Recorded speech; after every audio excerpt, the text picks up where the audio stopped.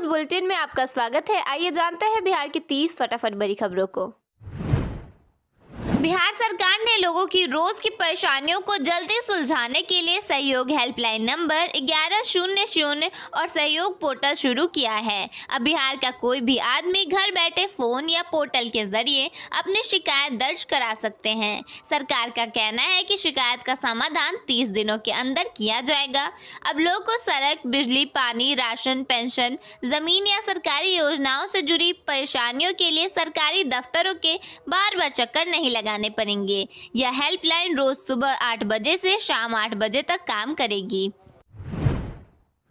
बिहार में जमीन खरीदने वालों के लिए नई व्यवस्था शुरू होने जा रही है। अब रजिस्ट्री से पहले खरीदार को जमीन की पूरी जानकारी मिलेगी। 13 जरूरी दस्तावेज ऑनलाइन जमा करने के बाद सीओ जांच करेंगे। इससे विवाद, फर्जीवाड़ा और गलत सौदों पर रोक लगेगी।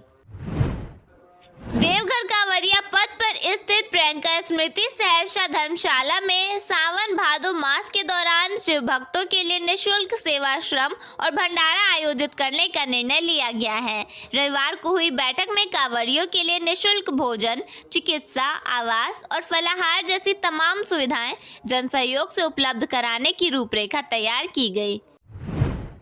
भाजपा के राष्ट्रीय अध्यक्ष नितिन नवीन ने कहा कि बिहार सरकार 2025 से 30 तक उद्योग और व्यवसाय को बढ़ावा देने को प्राथमिकता देगी। इसके लिए राज्य के सभी जिलों में लैंड बैंक विकसित किए जा रहे हैं और औद्योगिक नीतियों में सुधार लगातार जारी किया जा रहा है। राजधानी वासियों को जल्दी एडवेंचर और प्रकृति का अनोखा अनुभव मिलने वाला है। पटना जू में राज्य का पहला ट्री टॉप वॉकवे बनाया जाएगा। करीब 2 करोड़ रुपए की लागत से बनने वाली इस परियोजना के लिए केंद्रीय चिड़ियाघर प्राधिकरण दिल्ली को एनओसी के लिए प्रस्ताव भेजा गया है।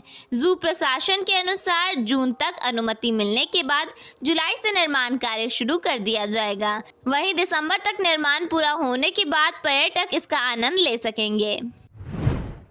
पटना के विकास को नई दिशा देने के लिए सम्राट चौधरी ने विजन सामने रखा है। गंगा के दोनों किनारों पर शहर का विस्तार होगा। 67,000 एकड़ में नया पाटलिपुत्र टाउनशिप बनाया जाएगा। सोनपुर में हरिहरनाथ टाउनशिप, वाटर मेट्रो और नई सड़कों के जरिए राजधानी की तस्वीर बदलने की तैयारी है। मुख्यमंत्री ने कानून व्यवस्था को लेकर भी सख्त संदेश दिए हैं। उन्होंने कहा कि बिहार में कानून का राज कायम रखना सरकार की प्राथमिकता है। अगर कोई अपराधी पुलिस या प्रशासन को चुनौती देगा तो उसे 48 घंटे के भीतर जवाब मिलेगा। उन्होंने साफ कहा कि अपराधी किसी भी जाति या धर्म का हो, उसे बख्शा नहीं जाएगा। पटना शहर में जल जमाव की समस्या को लेकर भी मुख्यमंत्री ने चिंता जताई। उन्होंने नालों की नियमित सफाई पर विशेष ध्यान देने का निर्देश दिया है ताकि बारिश के दौरान लोगों को परेशानी न हो। इसके साथ ही पटना मेट्रो परियोजना को तेजी से आगे बढ़ाने की बात कही गई है। सम्राट चौधरी ने यह भी बताया कि गंगा नदी में करीब 1.5 महीने के भीतर वाटर मेट्रो सेवा शुरू करने की तैयारी है। बिहार में जनता की शिकायतों के त्वरित समाधान के लिए सम्राट चौधरी सरकार ने सहयोग पोर्टल हेल्पलाइन 1100 और पंचायत स्तर पर सहयोग शिविर की शुरुआत की है। मुख्यमंत्री ने साफ कहा है कि अब शिकायतों को पेंडिंग रखने वाले अधिकारियों पर सख्त कार्रवाई होगी। आरा नगर में पीएनजी कनेक्शन नहीं मिलने से आम उपभोक्ताओं की परेशानी बढ़ गई है। एक और गैस सिलेंडर की किल्लत है तो दूसरी ओर कालाबाजारी में 1500 रुपए तक में सिलेंडर बेचे जा रहे हैं। स्थानीय लोगों का आरोप है कि फिलहाल सिर्फ अधिकारियों के घरों में ही पीएनजी कनेक्शन दिया जा रहा है। सामान्य उपभोक्ता महीनों से इंतजार कर रहे हैं। कई घरों के पास तक पाइपलाइन पहुंच चुकी है लेकिन फिर भी कनेक्शन नहीं मिल रहा। नेता प्रतिपक्ष तेजस्वी यादव ने अपने एक्स हैंडल पर एक वीडियो साझा कर बीजेपी विधायक पर गंभीर आरोप लगाए हैं। तेजस्वी ने दावा किया कि बीजेपी विधायक अपने समर्थकों के साथ एक आम आदमी के घर में घुसे, मारपीट की और कानून व्यवस्था की खुलेआम धज्जियां उड़ाई। इस वीडियो के जरिए उन्होंने मुख्यमंत्री सम्राट चौधरी से सवाल किया कि क्या इस मामले में कोई कार्रवाई होगी या नहीं।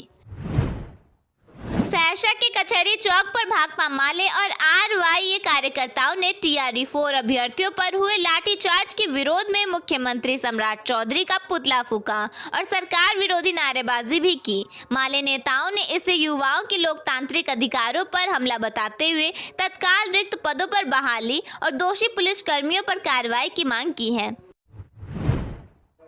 बिहार कांग्रेस प्रभारी कृष्णा अलावरू ने प्रधानमंत्री नरेंद्र मोदी की 7 अपीलों पर तीखा हमला बोला है। पटना पहुंचने के बाद उन्होंने कहा कि महंगाई, पेट्रोल डीजल की बढ़ती कीमतों और आर्थिक बोझ के लिए सरकार जिम्मेदार है, न कि आम जनता।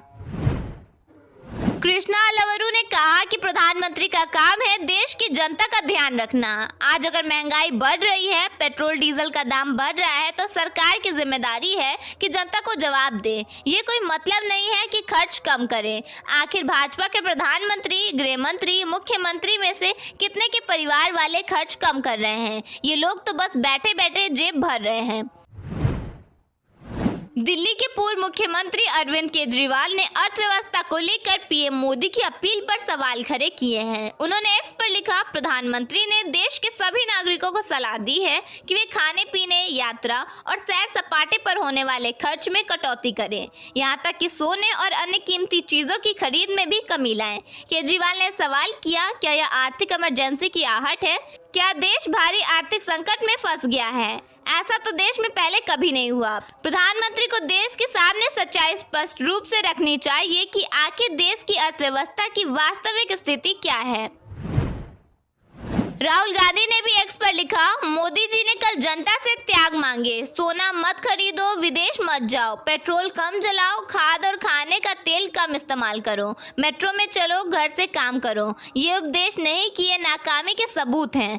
उन्होंने लिखा, 12 साल में देश को इस मुकाम पर ला दिया गया है कि जनता को बताना पड़ रहा है क्या खरीदें, क्या न खरीदें, कहाँ जाएं, कहाँ न जाएं। हर बार जिम्मेदारी जनता पर डाल देते हैं ताकि खुद जवाबदेही से बच निकलें। देश चलाना अब कॉम्प्रोमाइज पीएम के बस की बात नहीं है। पश्चिम बंगाल में मुख्यमंत्री के करीबी शुवेंदु के पीए हत्याकांड का कनेक्शन बिहार से जुड़ता दिख रहा है। इस मामले में बक्सर से 2 युवकों को गिरफ्तार किया गया है। पश्चिम बंगाल एसटीएफ दोनों को अपने साथ लेकर गई है। वहीं कुख्यात अपराधी विशाल श्रीवास्तव से भी घंटों पूछताछ की गई। उस पर हत्या, लूट और आर्म्स एक्ट समेत 22 से अधिक आपराधिक मामले दर्ज बताए गए हैं। मुख्यमंत्री ने अपराधियों को खुली चेतावनी देते हुए कहा कि जो अपराधी पुलिस को चुनौती देंगे उन्हें 48 घंटे के भीतर जवाब मिलेगा। उन्होंने कहा कि पुलिस के हाथ खुले हैं, चाहे अपराधी किसी भी जाति का हो। सुशासन से कोई समझौता नहीं किया जाएगा। वहीं सम्राट चौधरी ने पटना के मंदिरी नाले पर बनी सड़क का उद्घाटन किया।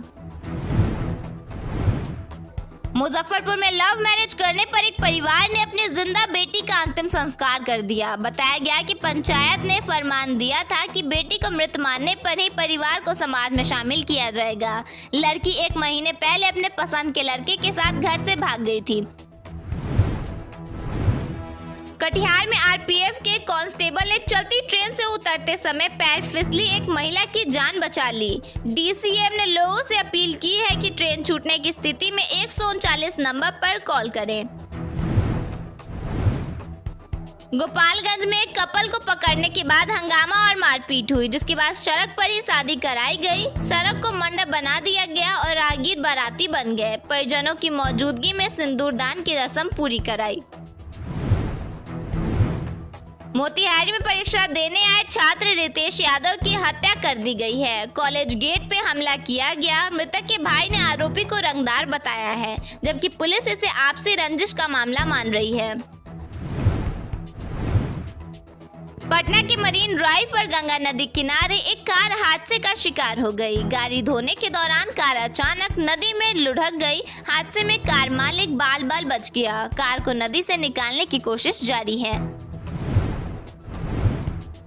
पटना में एक एसबीआई एटीएम का अजीब मामला सामने आया है। बाहर एटीएम का बोर्ड लगा है, लेकिन अंदर हेयर कटिंग का काम चल रहा है। इस वजह से पैसे निकालने पहुंच रहे लोग भी कंफ्यूज हो जा रहे हैं। बिहार सरकार ने आम लोगों की रोजमर्रा की समस्याओं को जल्दी सुलझाने के लिए बड़ी पहल की है। सरकार ने सोमवार को सहयोग हेल्पलाइन नंबर 1100 और सहयोग पोर्टल का शुभारंभ किया है। आज बिहार के सभी 38 जिलों में आंधी बारिश को लेकर अलर्ट जारी किया गया है। इनमें 19 जिलों में ऑरेंज तो 19 में येलो अलर्ट जारी किया गया है। विभाग के अनुसार अभी 1 हफ्ते तक कई जिलों का मौसम सामान्य बना रहेगा।